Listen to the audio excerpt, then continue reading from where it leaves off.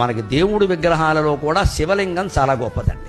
నేనేదో పక్షపాతంతో అనడం లేదు, శాస్త్రీయమైన లాజిక్, తర్కం. శివలింగం గొప్పది.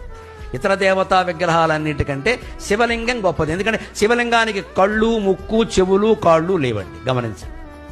కృష్ణుడికి ఉన్నాయి, రాముడికి ఉన్నాయి, వెంకటేశ్వర స్వామికి ఉన్నాయి, అమ్మవారికి కూడా ఉన్నాయి. శ్రీమాత, శ్రీ మహారాజ్ఞ. అబ్బో, ఆవిడ మామూలుగా కూర్చోదు, కాలేసుకుని కూర్చోవలసింది. అవన్నీ ఉన్నాయి. శివలింగాన్ని మీరు గమనించండి, అంతే ఇలాగే బోడిగా అలా ఉండిపోతుంది. ఎందుకని?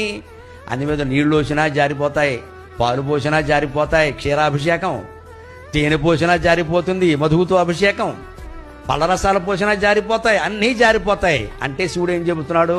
నీ ఆత్మస్వరూపం ఇవన్నీ వచ్చాయి జారిపోతాయి, వదిలేయి. మాట వచ్చింది పోతుంది, చూపు వచ్చింది పోతుంది, వినికిడి వచ్చింది పోతుంది, స్పృహ వచ్చింది పోతుంది, అన్నీ పోతాయి. లింగం రూపంలో, శివుడు రూపంలో నువ్వు ఒక్కడవే మిగులుతావు. అదే చిదానంద రూప శివోహం. అభిషేకం చేసేటప్పుడు ఇది గమనించాలి.